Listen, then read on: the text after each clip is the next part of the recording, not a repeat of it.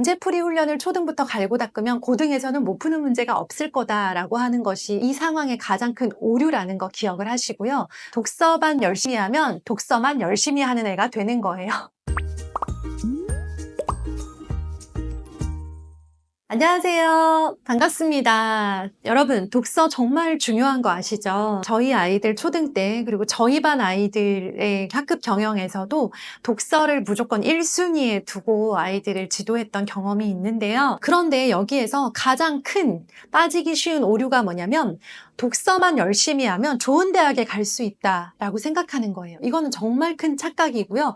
독서 아무리 열심히 해도 좋은 대학 못 가요. 그럼 왜 독서만 열심히 한다고 서울대를 갈 수 있는 것도 아닌데 왜 그렇게 독서를 강조하느냐. 독서가 가진 그 힘, 독서를 통해서 얻을 수 있는 그 능력들이 좋은 대학, 원하는 점수를 받을 수 있는 그 연료가 되어주기 때문인 거고요.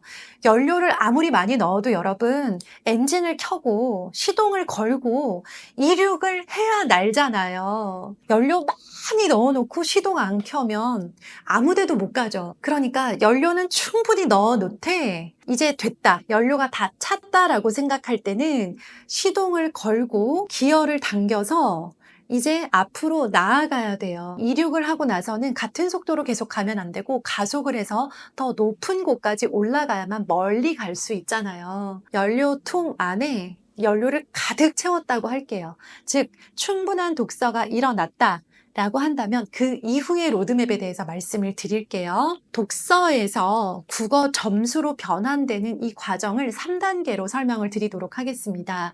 첫 번째 단계는요. 태어나서부터 초등 시기까지고요. 초등 6학년까지도 괜찮습니다.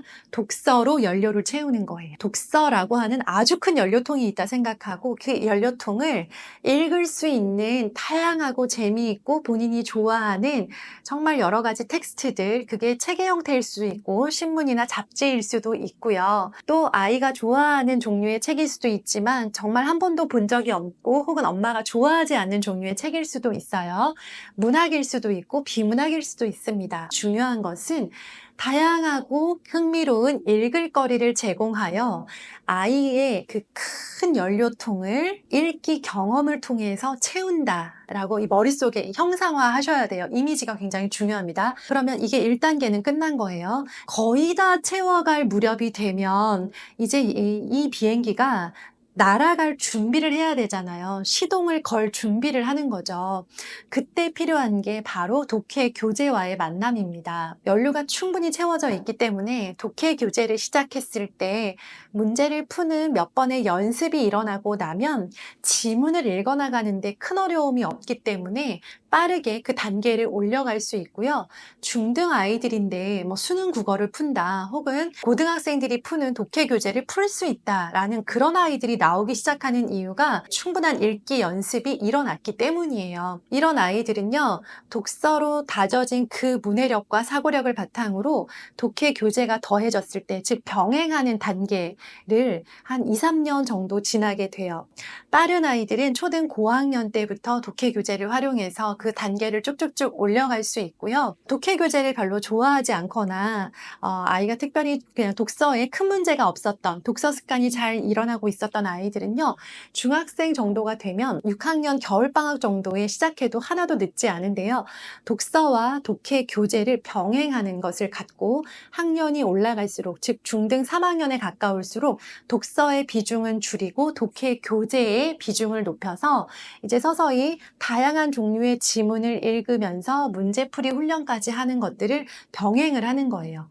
그리고 나서 고등학생이 되면 현실적으로 우리나라에 자발적인 독서를 하면서 독해력과 사고력을 키우는 아이들은 거의 없어집니다. 이 아이들이 그런 독서를 손 놓고 있느냐? 그게 아니라 정말 독서를 통해서 얻기 어려운 그 읽기 경험, 독해력을 높이는 그 연습을 엄선된 지문들, 치밀하게 그 큐레이션된 훌륭한 독해 문제집들의 지문을 읽으면서 이 아이의 어휘력과 독해력과 사고력을 높여갑니다. 그 시기가 고등학교 3년이라고 생각을 해요. 저희 큰아이가 지금 고등학생이고요. 초등 6학년 겨울방학에 처음으로 독해 문제집이라고 하는 걸 시작을 했어요. 말씀드렸듯이 연료가 충분히 찼다라고 생각을 했기 때문이고요. 독서가 탄탄하게 된 상태에서 독서와 독해 문제집을 병행을 했고요. 이때 처음으로 시작했던 교재 이름은 저희는 빠작이라고 하는 거였고요. 문학과 비문학 두 가지를 구입을 해서 문학을 일주일에 한 지문 풀고 비문학을 일주일에 한 지문을 풀었어요. 매일매일 풀기에는 그 당시 아이의 공부량이 많지가 않았고 또 코로나로 인해서 그냥 집에서 지루하게 하루하루 지내야 됐었기 때문에 그 이상을 푸는 건 굉장히 무리했어요. 다만 하나하나 푼다는 건 전체 국어로 봤을 때는 6학년 치고는 공부량이 적은 편이기 때문에 책을 읽는 것을 병행하고 글쓰기 연습을 해서 중등 수행평가를 대비했습니다.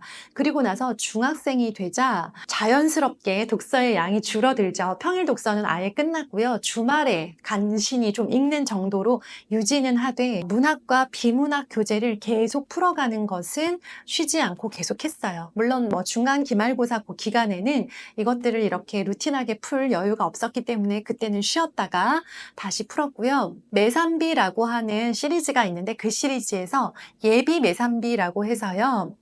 중학생들을 위한 그런 교재가 있길래 저희는 그걸 구입해서 했고요. 고등학생이 되어서도 그 문제집이 마음에 들어서 예비 땐 실제 매산비라고 하는 고등학생을 위한 교재를 병행을 하고 있습니다. 이런 사이에 점점 독서의 존재감이 줄어들면서 독서는 이제 거의 숨이 끊어졌다고 볼 수 있죠.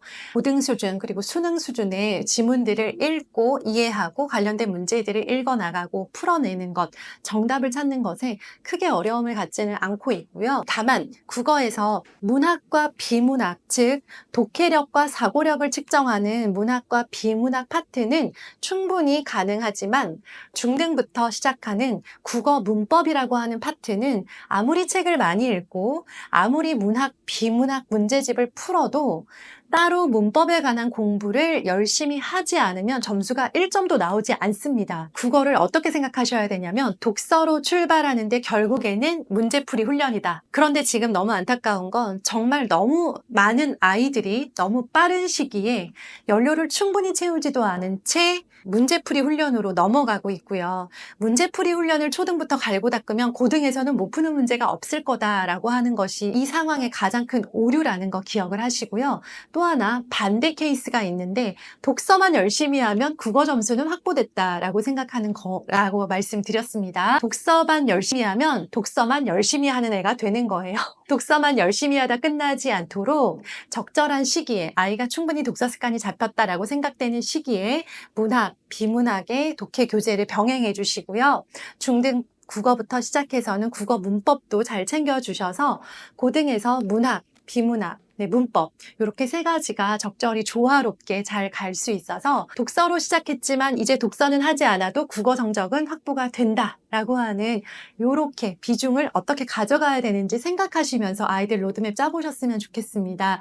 아이마다 독서에서 독해 교재로 넘어가는 병행하면서 넘어가는 시기는 다를 수 있어요. 그러니까 우리 아이 상태 잘 보시고요. 너무 이르게 독해 교재를 시작했다가 그르치는 아이들이 많고 또 너무 늦게 교재로 넘어가서 독서만 하다가 점수 못 받는 아이들도 많다라는 거 기억하시면서 우리 아이의 적기는 부모님만 알 수 있다라는 거 생각하시면서 아이들을 좀 그 관점으로 바라봐 주셨으면 좋겠습니다. 우리 아이들 국어 성적 파이팅입니다. 감사합니다.